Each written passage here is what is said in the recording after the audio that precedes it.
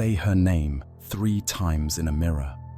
Bloody Mary, Bloody Mary, Bloody Mary. It's a game we play as children, a dare whispered at sleepovers, spoken in the dark with trembling voices and nervous laughter. We press our faces close to the glass, our breath fogging the surface, and we wait, half hoping, half terrified, to see something appear, a face, a shadow, a ghost, but no one comes. The mirror remains empty. The bathroom stays silent. And we tell ourselves it was just a game, just a silly story meant to frighten children. But like so many nightmares that haunt our collective memory, this one has roots in something real. And the real Bloody Mary didn't appear in mirrors. She didn't need darkness or incantations or a childish dare to make herself known. She appeared in daylight, in the great halls of palaces, wearing a crown of gold and a gown of crimson. She walked through the streets of London as her subjects bowed and trembled. She sat upon a throne, the most powerful woman in England, and she commanded not ghosts, but men who carried torches, who built pyres of wood and straw, who tied human beings to stakes and set them aflame. The blood on her hands was not a legend. It was the ash of 280 people she burned alive. Her name was Mary Tudor. Mary I, Queen of England. And in her 5-year reign, she earned a title that would outlive her crown, her kingdom, and even her bones. She became Bloody Mary, not a ghost, not a myth, but a woman whose cruelty was so profound, so methodical, and so driven by a twisted sense of righteousness that her name became a curse, a warning spoken in the dark for over 400 years. This is not a story about a monster in a mirror. This is a story about how a human being, shaped by trauma, betrayal, and an unshakable belief in her own divine mission, became a monster in the flesh. It is a story of how a little girl, once adored and cherished, was broken by the cruelty of her father and the cold machinery of politics, and how that brokenness festered into a rage so all-consuming that she tried to cleanse her kingdom with fire. Before we continue this story, I want to ask you something. If you believe these dark myths, strange histories, and forgotten legends are worth remembering, if you believe that the monsters of our past still have lessons to teach us, you can help us continue this work by liking this video and subscribing to the Midnight Archives. Your support keeps the candle lit and allows us to keep exploring the shadows of history. Tonight, we will open the file on the real Bloody Mary. We will trace her origins, from a gilded palace to the scaffold and the stake, from the beloved daughter of a king to the most hated woman in England, from the broken girl who lost everything to the queen who tried to burn heresy out of her kingdom, one human soul at a time. This is not just the story of a tyrant. It is the story of trauma, of obsession, of how belief, when twisted by pain, can become the most dangerous weapon of all. To understand the queen who became a monster, we must first meet the girl who was destroyed. And to understand her, we must travel back in time to the glittering, dangerous court of the most feared king in English history, her father, Henry VIII. Welcome to the Midnight Archives. Our story begins not in fire, but in light. In the year 1516, in the royal palace of Greenwich, a child was born. She was a girl, and her name was Mary. She was not the son her father had prayed for, but for a brief and shining moment, she was loved. She was the daughter of King Henry VIII and his queen, Catherine of Aragon. And she was, for the first years of her life, the most important child in England. Picture her world. It was not the cold, blood-soaked court she would later rule. It was a world of silk and song, of candlelit banquets and the laughter of courtiers. Mary was raised in luxury that most people of her time could not even dream of. She had nurses and tutors, fine clothes embroidered with gold thread, and toys carved from ivory. She was a precocious, brilliant child. By the age of 9, she could speak Latin fluently, read Greek, and play the virginals, a small harpsichord, with the skill of a trained musician. Ambassadors from across Europe wrote glowing reports of her intelligence and grace. Her father, King Henry, was immensely proud of her. In those early years, before his obsessions twisted him into a tyrant, he was a doting father. He would parade her before visiting dignitaries, showing her off like a precious gem. "Behold," he would say, "the jewel of my kingdom." He spoke of her future with confidence. She would marry a prince, perhaps a king. She would be a political bridge, a symbol of England's power. She was royalty, and her future seemed as bright and as certain as the sun. But there was a shadow over this golden world, a shadow that would grow darker with every passing year. Because Mary was not a son, and in the brutal mathematics of Tudor England, that was a problem that could not be ignored. King Henry VIII is remembered today as a man of many wives, of grand palaces, and of a brutal, capricious will that reshaped an entire nation. But in the beginning, his story was simpler. It was the story of a man desperate for a male heir. To understand why, we must understand the world Henry inherited. His father, Henry VII, had won the throne through conquest, ending a bloody civil war known as the Wars of the Roses. The Tudor dynasty was new, fragile, and built on the corpses of its rivals. A strong male heir was not just a preference, it was a necessity. Without a son, the throne could be challenged. Without a son, the kingdom could descend once more into chaos. Henry's wife, Catherine of Aragon, had given him Mary, but she had also suffered a heartbreaking series of miscarriages and stillbirths. By the time Mary was 10 years old, it was becoming painfully clear that Catherine, now in her 40s, would bear no more children. The Queen had failed in her most sacred duty, to produce a male heir. And so, the king's mind began to turn. His eye began to wander, and he found a new obsession, a woman who was younger, more vibrant, and who dangled before him the promise of a son. Her name was Anne Boleyn. Anne was not a great beauty by the standards of her time, but she had something far more powerful: ambition, wit, and a talent for the game of courtly seduction.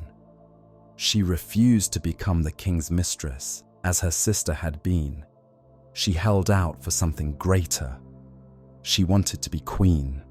Henry, intoxicated by desire and the dream of a son, decided that he would have her. But there was a problem. He was already married. In the eyes of the church, in the eyes of God, his marriage to Catherine was sacred and unbreakable. To cast her aside would require a miracle or a catastrophe. Henry chose the latter. He declared that his marriage to Catherine had never been valid. He claimed that because Catherine had briefly been married to his older brother Arthur before Arthur's death, the union was cursed, an abomination in the eyes of God. He demanded that the Pope annul the marriage, dissolve it as if it had never been. The Pope refused. And so, in an act of staggering arrogance and desperation, King Henry VIII did the unthinkable. He broke with the Roman Catholic Church. He declared himself the supreme head of the Church of England. He tore his kingdom away from 1,000 years of Catholic tradition, and he did it all for one reason: so that he could marry Anne Boleyn and try, once more, for a son. For young Mary, this was not a political maneuver. It was the destruction of her entire world. Overnight, everything she had known was ripped away. Her mother, Queen Catherine, the woman who had raised her with devotion and love, was cast out of the palace. She was stripped of her title, declared no longer a queen, but merely the Dowager Princess of Wales, a title that referred to her first brief marriage to Arthur. She was exiled to a series of cold, drafty, crumbling castles, far from the court, far from her daughter, and left to rot in obscurity. Mary was forbidden from seeing her mother. The king declared that it would be dangerous, that it would encourage rebellion, but the truth was simpler and crueler. Henry wanted to break them both. He wanted Catherine to submit, to accept her new status, and he wanted Mary to forget her mother and accept her father's new bride. Mary refused, and for that defiance, she was punished in ways that would shape the rest of her life. She was 17 years old, on the cusp of womanhood, when her father declared that she, too, was no longer a princess. The Act of Succession, passed in 1533, declared her a bastard. Her title was stripped away. Her place in the line of succession was given to Anne Boleyn's newborn daughter, Elizabeth. Mary, who had once been the jewel of the kingdom, was now officially nothing. No title, no inheritance, no future. She was sent away from court, demoted to a lady-in-waiting in the household of her infant half-sister.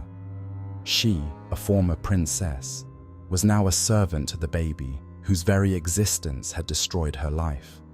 It was a calculated humiliation designed to break her spirit, but it didn't break her.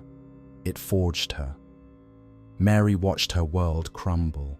She watched her mother's health deteriorate in exile, wasting away from heartbreak and neglect. She watched her father marry Anne Boleyn in a lavish ceremony, the court celebrating as if Catherine had never existed.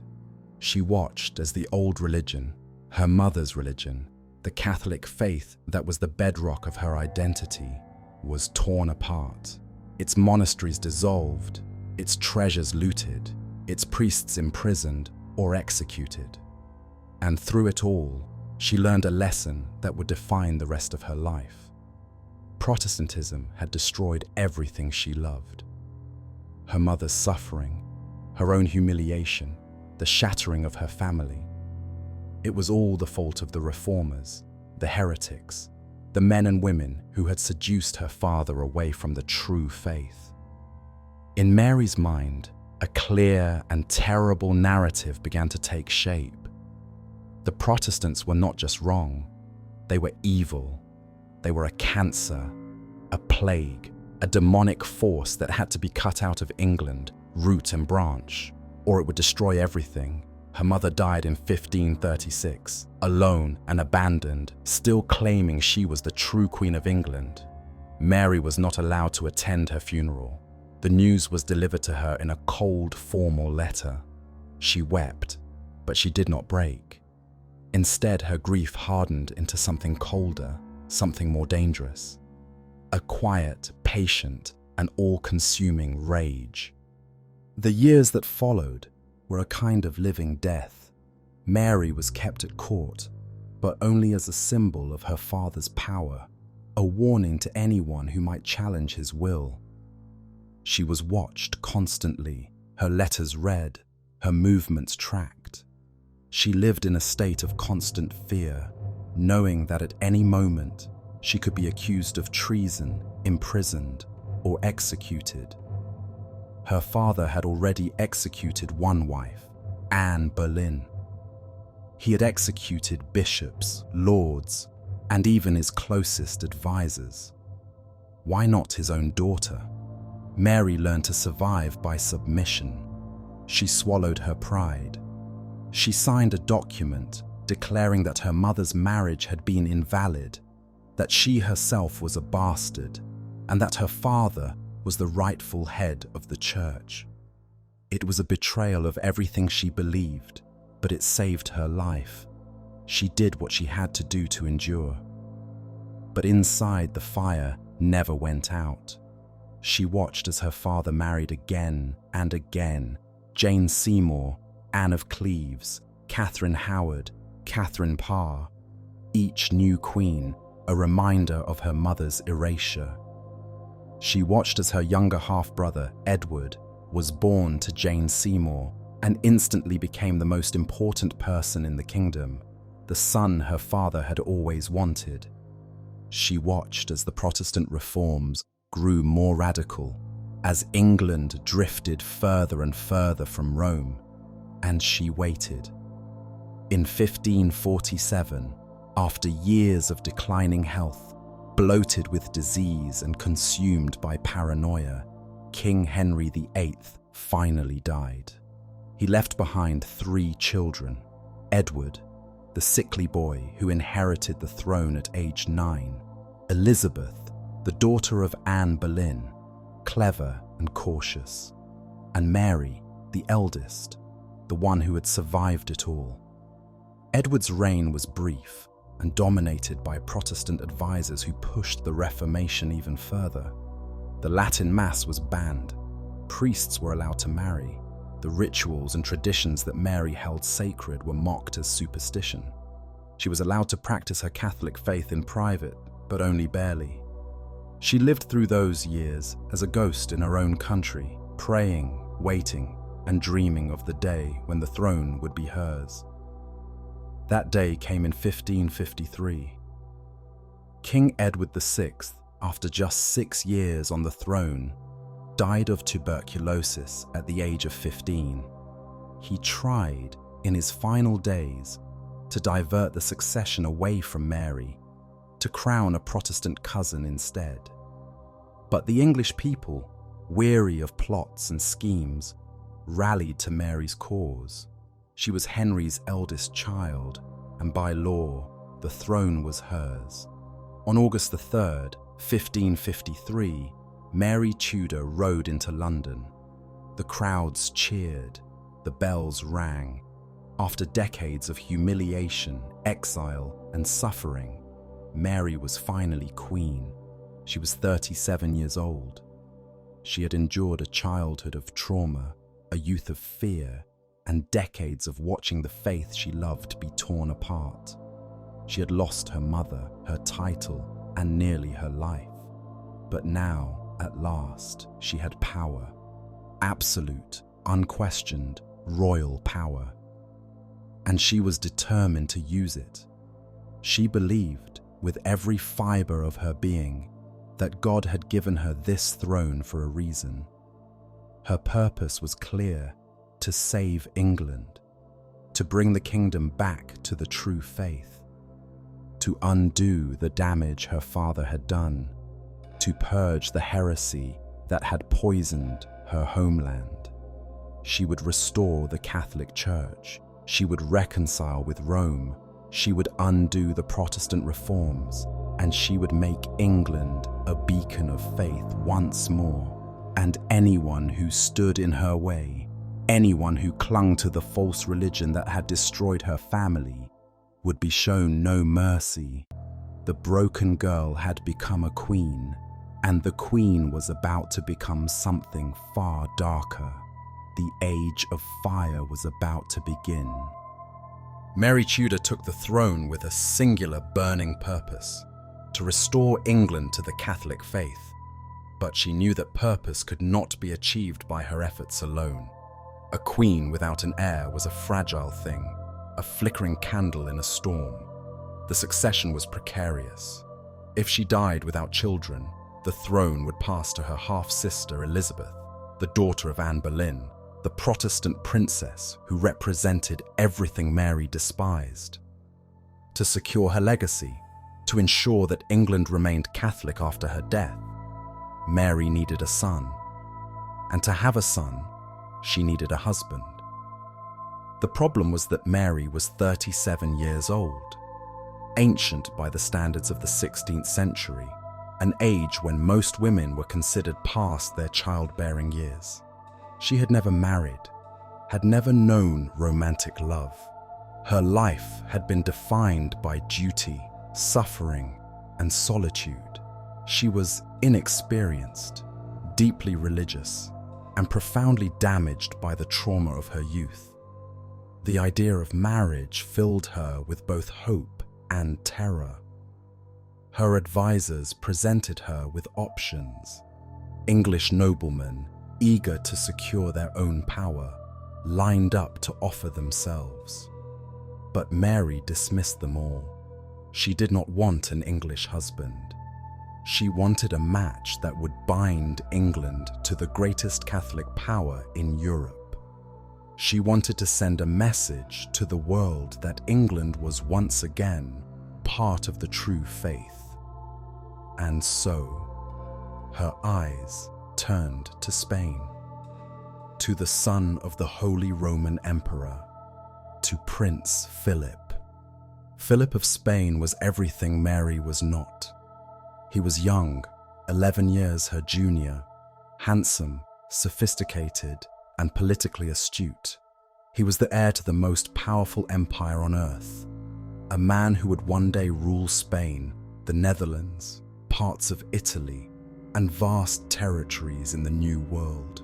He was devoutly Catholic, a champion of the faith, a prince who had been raised to see himself as God's instrument on earth.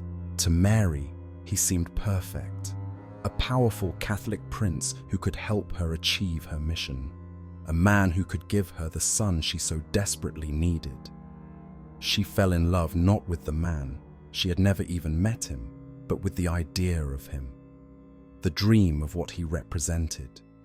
The English people did not share her enthusiasm. The announcement of the marriage sparked fury and fear. An alliance with Spain meant that England risked becoming a mere satellite of a foreign empire, its wealth and power drained to fund Spanish wars.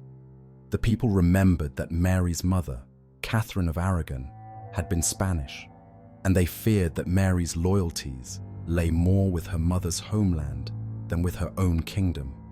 The discontent grew into open rebellion. In January 1554, before the wedding could even take place, a nobleman named Sir Thomas Wyatt raised an army and marched on London, determined to depose Mary and place Elizabeth on the throne. It was a direct challenge to her authority, a test of her will. Mary did not flinch. She rode to the Guildhall in London and delivered a speech that rallied her supporters. She declared that she would not be bullied by rebels, that she would marry whom she chose, and that those who opposed her would face the full weight of her justice. The rebellion was crushed. Wyatt was captured, tortured, and executed.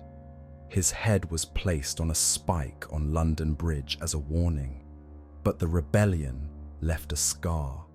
It made Mary more paranoid, more convinced that her enemies were everywhere, and more determined to root out heresy with an iron fist. The wedding took place in July 1554 in Winchester Cathedral. It was a grand affair, filled with ceremony and splendor. But when Philip finally arrived in England and met his bride for the first time, the cold reality of their union became clear. Philip was polite, dutiful, and distant. He had not come to England for love. He had come for politics. His father, the emperor, had ordered him to marry Mary to secure an alliance and to gain influence over England. Philip found Mary plain, old, and far too eager. He performed his duties as a husband, but his heart was never in it. He spent as little time in England as possible, making excuses to travel back to Spain or to his other territories. Mary, who had dreamed of a loving partnership, found herself once again alone. But there was one hope, one dream that kept her going. She believed she was pregnant. In the autumn of 1554, just months after her wedding, Mary made a public announcement that sent waves of joy through her Catholic supporters. She was with child. The Queen was pregnant. England would have a Catholic heir. The Protestant threat would be extinguished.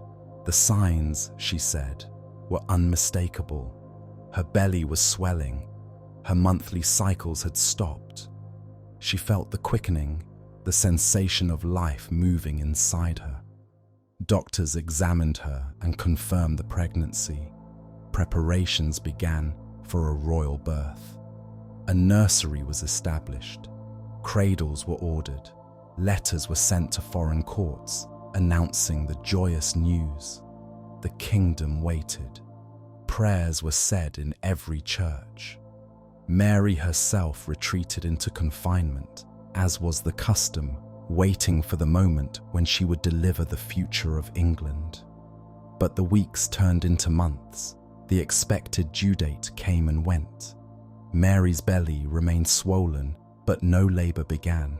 The doctors grew nervous. The court whispered, and slowly, horribly, the truth became impossible to deny. There was no baby.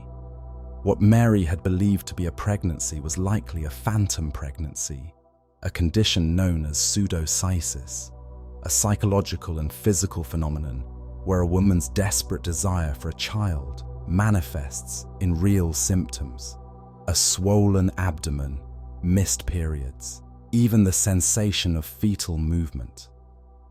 It can be caused by extreme stress, trauma, or an overwhelming need to fulfill a role. In Mary's case, it was all three. Her body, shaped by decades of trauma and a desperate, all-consuming need for an heir, had betrayed her. Or perhaps it had simply reflected the truth, that she was broken, that her mission was doomed, that God himself was withholding his blessing. The realization was devastating. In August 1555, more than a year after the announcement, Mary was forced to admit that there would be no child. The cradles were put away, the nursery was closed. The letters of congratulations turned to letters of condolence and barely concealed mockery. Philip, who had stayed in England only long enough to fulfill his marital duties, left. He returned to Spain, to his wars and his mistresses, leaving Mary alone once more. The humiliation was total. But worse than the humiliation was the theological crisis it created in Mary's mind. She had believed that God had chosen her to restore England to the faith. She had believed that he would bless her with a son, but instead, he had given her nothing. No child, no heir, only the cruel illusion of one. Was God angry with her? Was she not doing enough? Was England still too steeped in heresy for his blessing to descend? In Mary's mind, the answer was clear. The Protestants, the heretics, they were the poison in the well. They were the reason God was withholding his favor. If she could just purge them, if she could burn the heresy out of England completely, then perhaps God would finally give her the son she so desperately needed. The phantom pregnancy did not end her hope. It twisted it. It made her more desperate, more fanatical, and more willing to do anything, no matter how brutal, to prove her devotion and secure God's blessing. And so, the fires that had already begun to burn across England grew hotter. The decision to burn heretics was not made in a moment of rage or madness. It was a policy coldly calculated and methodically executed. To Mary and her advisors, the logic was simple and unshakable. Heresy was a disease of the soul, and if left unchecked, it would spread, infecting the entire kingdom and damning generations of English souls to hell. The only cure was fire. Fire purified, fire cleansed. And if a person refused to renounce their heresy, if they clung to the lies of Protestantism, even in the face of death, then burning them was not murder. It was mercy. Better to suffer for an hour in the flames of this world than to burn for eternity in the fires of hell. This was the thinking that guided Mary's reign, and she was not alone in it. Across Europe, Catholic and Protestant rulers alike were burning, drowning, and beheading those they deemed heretics. The Inquisition in Spain had been doing it for decades. John Calvin's Protestant Geneva had burned dissenters. The 16th century was an age soaked in blood, and religious violence was the common language of power. But even by the brutal standards of the time, Mary's campaign was extraordinary in its scale and its speed. The first Protestant martyr of Mary's reign was a man named John Rogers. He was a preacher, a scholar, and a translator who had helped produce one of the first English-language Bibles. He was arrested, tried for heresy, and condemned to death. On February 4th, 1555, he was led to Smithfield, a broad, open field on the edge of London that had been used for centuries as a place of execution. A crowd gathered. These burnings were not done in secret. They were public spectacles designed to terrify, to educate, and to serve as a warning to anyone who might be tempted by Protestant ideas. The authorities wanted people to see what happened to heretics. They wanted the smell of burning flesh to linger in the streets. They wanted the screams to echo in the ears of the faithful. Rogers was tied to a wooden stake. Bundles of wood and straw were piled around his legs. A torch was lit. The fire was set. Burning at the stake is one of the most horrifying deaths imaginable. It is not quick. The flames do not kill instantly.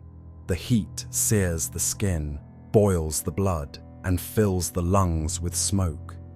The body convulsates, the voice shrieks, and the mind, God help the mind, remains conscious, trapped in agony, until the smoke finally offers the mercy of suffocation or the flames consume the heart. John Rogers did not recant. As the fire rose around him, he lifted his hands toward the sky and began to pray.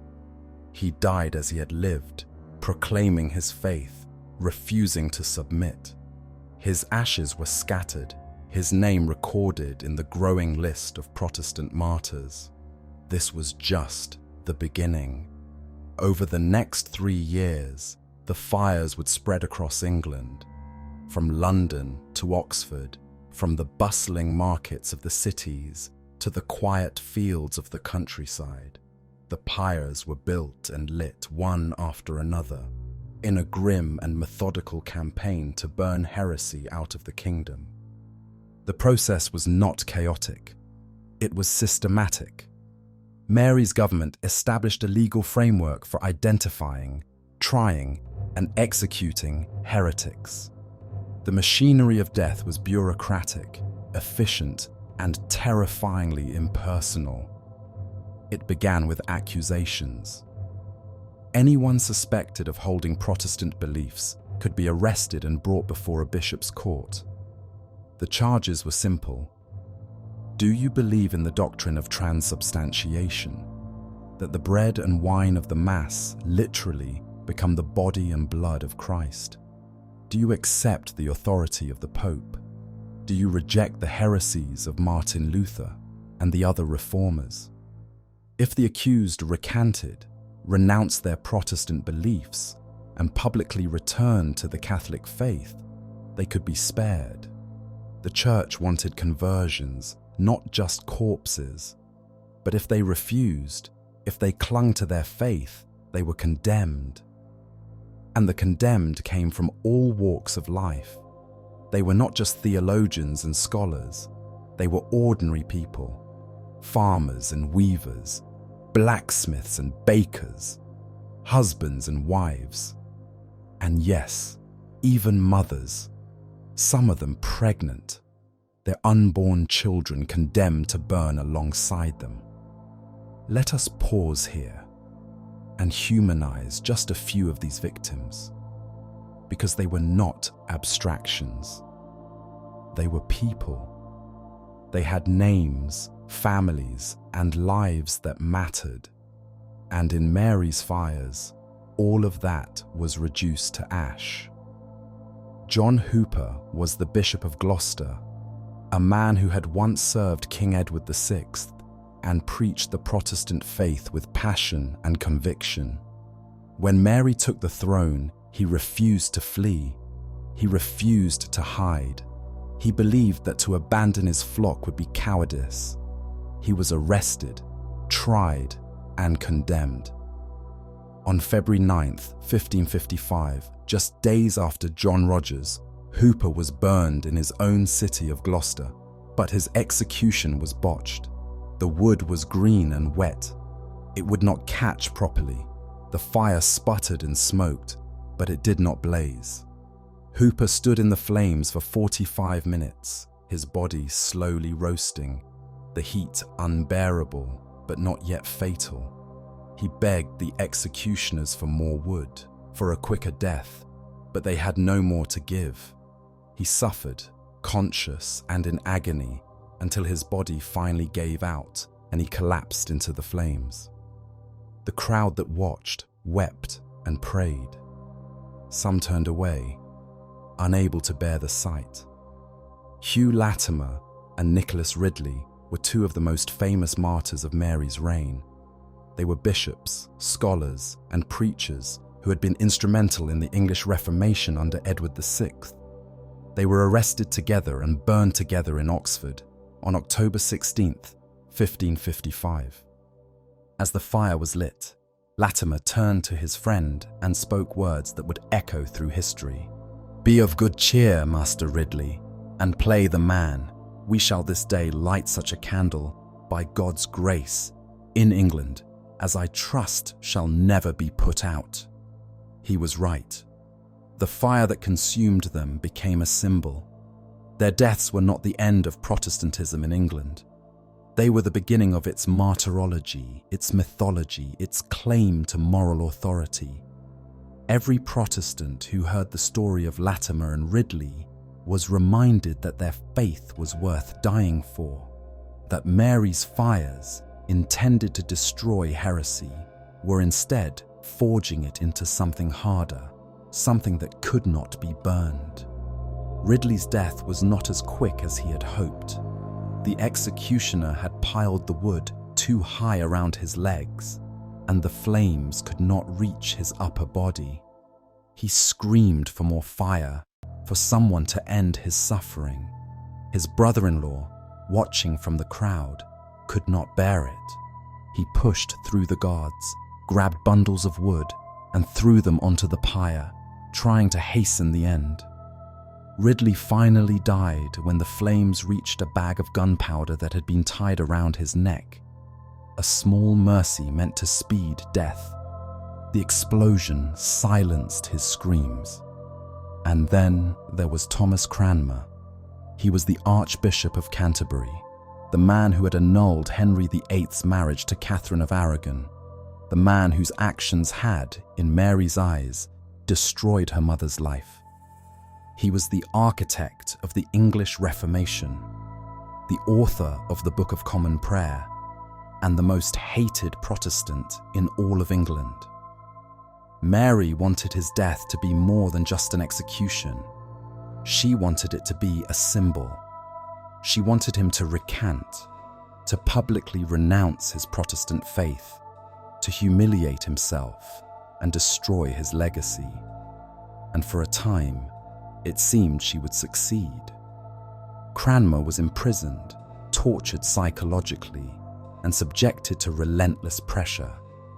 He was isolated, denied contact with supporters, and told that if he recanted, his life might be spared. Broken and desperate, Cranmer signed a series of recantations, each one more humiliating than the last. He declared that the Pope was the true head of the Church, that the Mass was valid, that all his teachings had been in error. The authorities paraded his confessions through the streets, printing them and distributing them as proof that even the great Protestant leader had admitted his heresy. But Mary, consumed by her hatred of the man who had destroyed her mother, was not satisfied. She decided that Cranmer would burn anyway. On March 21st, 1556, Cranmer was led to a church in Oxford, where he was supposed to deliver a final, public recantation before his execution. The authorities expected him to repeat his confessions, to go to his death a broken man.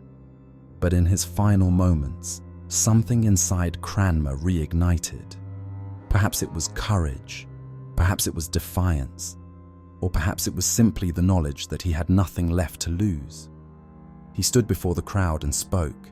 He began as expected, confessing his sins, but then his voice changed. He declared that his recantations had been lies, written contrary to the truth which I thought in my heart. He renounced them all. He proclaimed his Protestant faith. He declared that the Pope was the Antichrist and that the Catholic Mass was a blasphemy. The crowd erupted. The authorities shouted for him to stop. Guards dragged him from the church to the stake. As the fire was lit, Cranmer did something that has become legend. He thrust his right hand, the hand that had signed the recantations, into the flames first. He held it there, refusing to pull it back, declaring, "This unworthy hand." This hand has offended. He wanted it to burn before the rest of him, a final act of penance and defiance. He died, not as a broken man, but as a martyr, and his death was a propaganda disaster for Mary. Instead of destroying his legacy, she had made it immortal. The burnings did not slow, they accelerated. From 1555 to 1558, 280 people were burned at the stake for heresy. Some estimates place the number even higher. That is an average of 56 executions per year, more than one a week. A relentless, industrial-scale campaign of religious violence. To put that in perspective, Mary's father, Henry VIII, executed 81 people for heresy over the course of his entire 38-year reign. Mary, in just 5 years, executed more than 3 times that number. And it was not just the numbers, it was the nature of the victims. These were not all powerful bishops or dangerous rebels. Many were ordinary people, weavers, servants, farmers, whose only crime was refusing to attend Mass or possessing an English Bible. At least 56 of the victims were women. Some were pregnant. One, Perrotine Massey, was burned while in labor. Witnesses reported that her baby was born in the flames and kicked out of the fire by a constable, only to be thrown back in and consumed. The English people watched in horror, and slowly something began to shift. Mary had believed that the fires would terrify her subjects into obedience, that the sight of heretics burning would remind them of the price of defiance.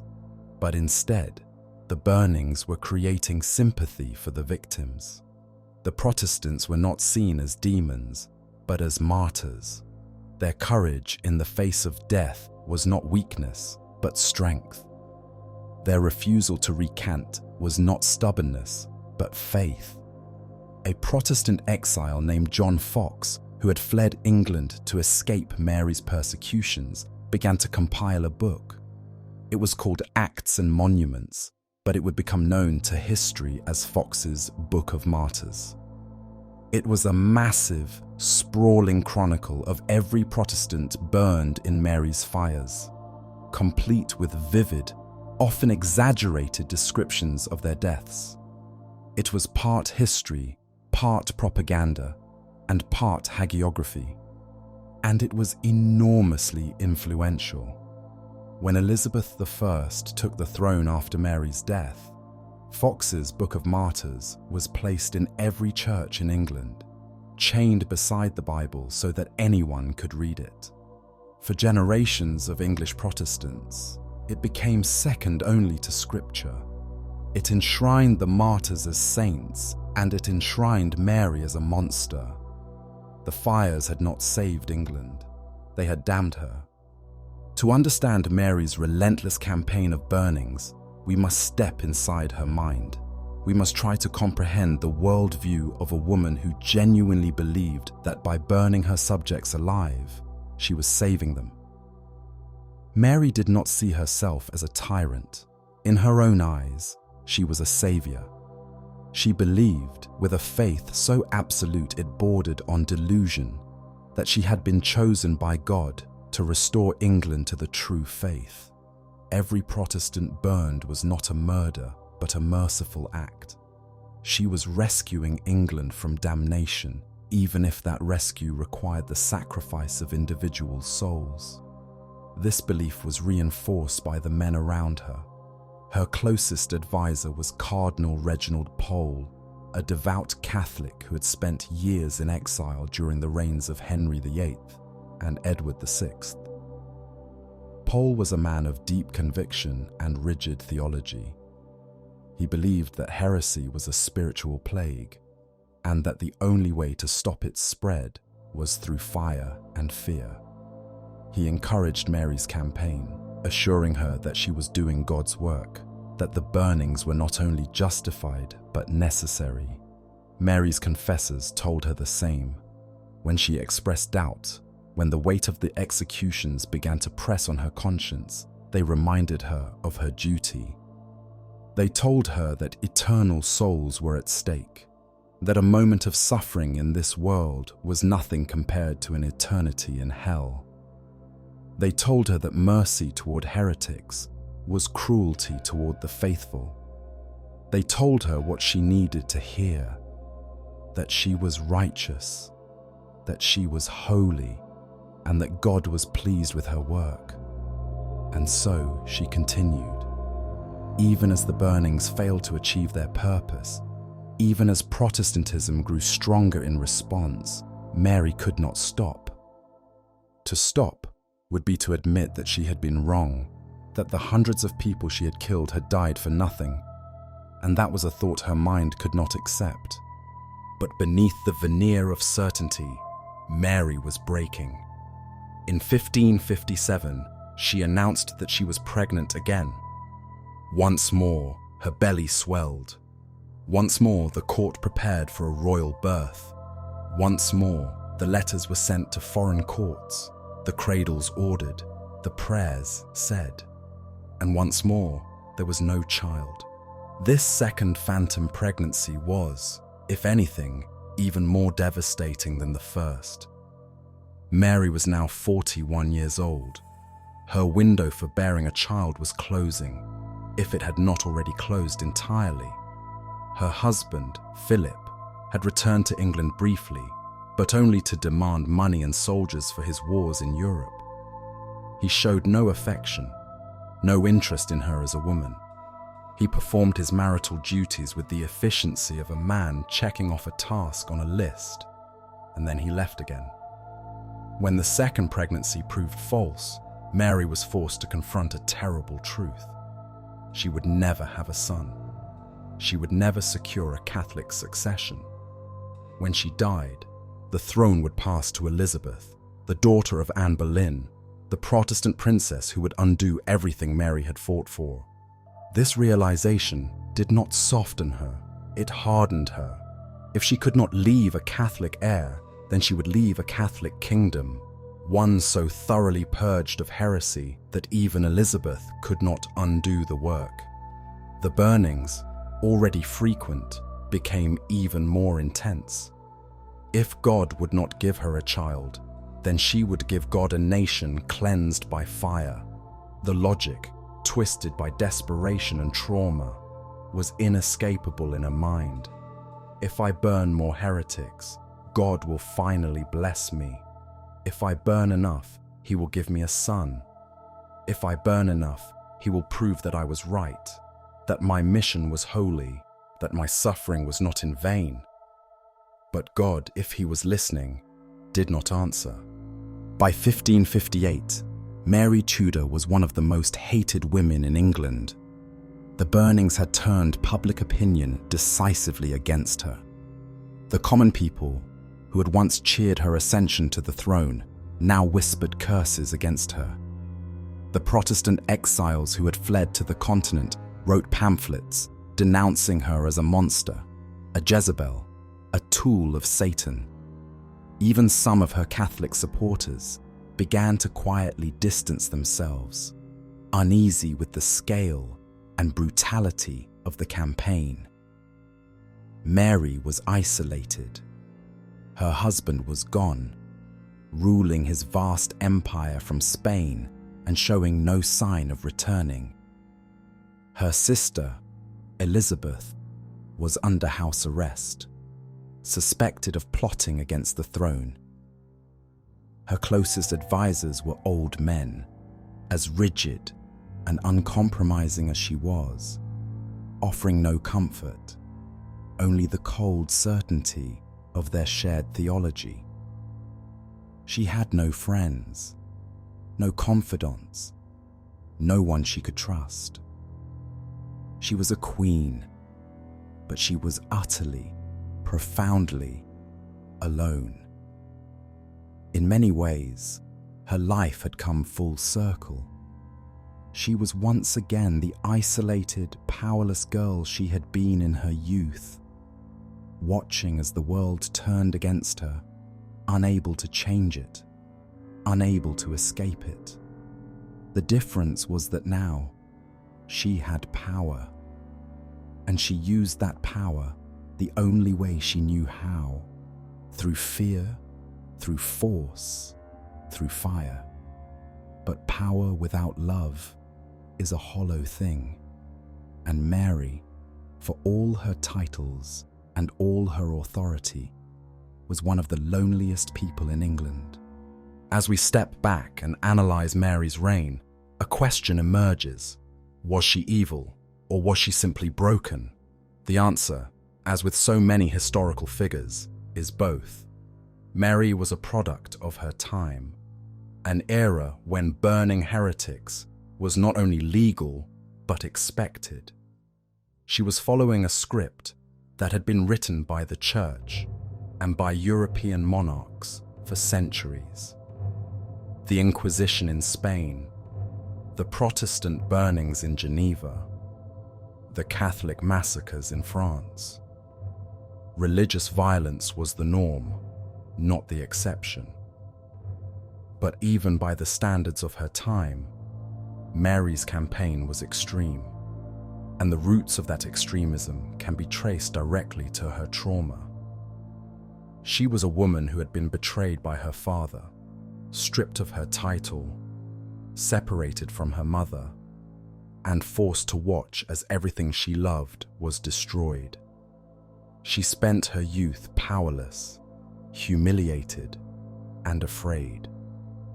When she finally gained power, she did not know how to wield it except as a weapon. She had learned that the world was a place of cruelty, and the only way to survive was to be more cruel than your enemies.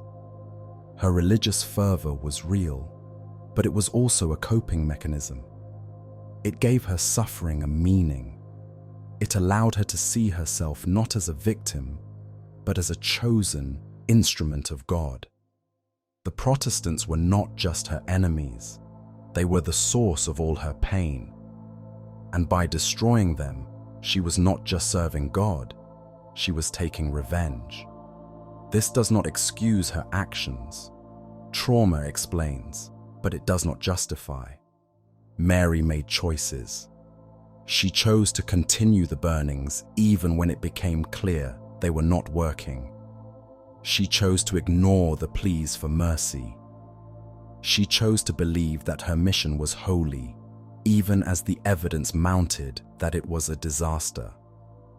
She was, in the end, both a victim and a monster. She was a woman so damaged by her past that she could not see the horror she was creating in the present. And that, perhaps, is the most tragic part of her story. By the spring of 1558, Mary Tudor was dying. She was 42 years old, but her body was that of a much older woman. Years of stress, illness, and the phantom pregnancies had taken their toll. She was thin, pale, and weak. She suffered from chronic headaches, fevers, and abdominal pain. Modern historians believe she likely had ovarian or uterine cancer, the same disease that had caused the swelling she had mistaken for pregnancy. She knew she was dying, and the knowledge filled her not with peace, but with desperation. In her final months, Mary announced that she was pregnant for a third time. Her belly was swollen once more, and she insisted that she felt the quickening of life inside her. But this time, no one believed her. Not the doctors, not the courtiers, not even her most loyal supporters. They looked at her with pity and said nothing. They knew, as she must have known somewhere deep inside, that there was no child. There never had been. It was a tumor or dropsy, or simply the body's final, cruel trick. But Mary clung to the delusion until the end. She wrote letters to Philip, begging him to return to England, to be with her when their child was born. He did not come. He sent polite letters of concern, but he was in the Netherlands, fighting wars and managing his empire. He had no time for a dying wife in a kingdom he had never loved. Mary's final days were spent in agony, both physical and spiritual. She had dedicated her life to restoring England to the Catholic faith, and she had failed. Protestantism, far from being destroyed, had been strengthened by her persecutions. The martyrs she had burned had become saints. The fires she had lit had become beacons of resistance. And now, as she lay dying, she was forced to confront the reality that her sister Elizabeth, the Protestant, the heretic, the daughter of Anne Boleyn, would inherit the throne and undo everything she had done. It was the final betrayal, the final proof that God had abandoned her. There is a story, likely apocryphal but telling nonetheless, that in her final hours, Mary was asked what troubled her most. She reportedly said, "When I am dead and opened, you shall find Calais lying upon my heart." Calais was the last English possession in France, a city that had been lost to the French during Mary's reign. It was a military disaster, a symbol of England's weakness. But the story is a metaphor. Calais was not what weighed on Mary's heart. It was the knowledge that she had failed, that her life's mission had come to nothing, that she would be remembered not as a savior, but as a tyrant. On November 17th, 1558, in the early hours of the morning, Mary Tudor died. She was alone. Her husband was in Spain. Her sister was waiting, impatiently, to take the throne. The kingdom she had tried to save had already turned its back on her. Within hours, the bells of London began to ring, not in mourning, but in celebration. That same day, Elizabeth was proclaimed Queen of England. She was 25 years old, brilliant, cautious, and deeply aware of the precarious nature of power. She had spent her sister's reign under suspicion, walking a tightrope between obedience and survival. She had learned to be careful, to reveal nothing, to play the long game. And now, the throne was hers. Elizabeth was a Protestant, but she was not a fanatic. She had seen what her sister's religious zealotry had done to the kingdom. She had seen the fires, the martyrs, and the hatred that Mary's campaign had created. She understood that England was exhausted, divided, and desperate for peace. Her solution was the Elizabethan religious settlement, a compromise that sought to unite the kingdom under a Church of England that was Protestant in theology, but Catholic in ritual. She did not burn heretics. She did not seek to impose her faith through violence. She chose moderation, pragmatism, and statecraft over ideology. It worked.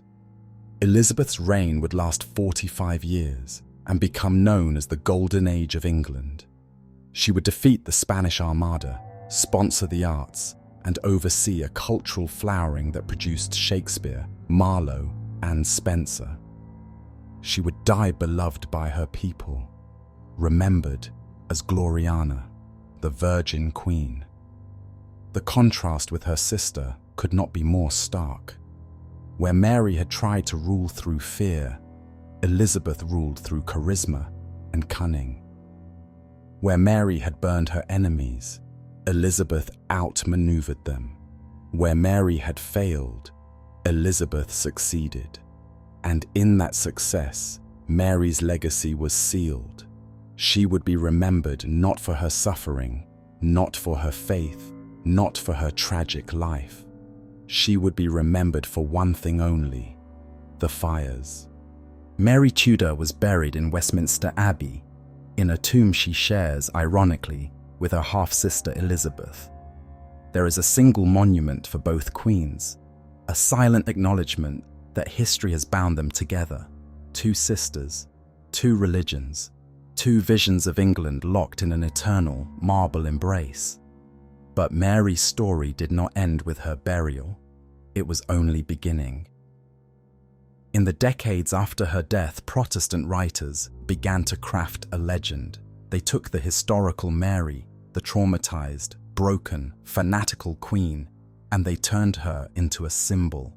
They stripped away the complexity, the nuance, the tragedy, and they left only the horror. She became not a woman, but a warning. A cautionary tale of what happens when religious zealotry goes unchecked. The name Bloody Mary first appeared in print in the 17th century in Protestant propaganda pamphlets designed to remind English readers of the dangers of Catholicism. It was never meant to be a neutral historical assessment. It was a weapon, a piece of political mythology designed to ensure that England would never again turn to Rome. And it worked. For generations, English children were taught that Mary was a monster, a murderer, a woman whose hands were stained with the blood of innocents.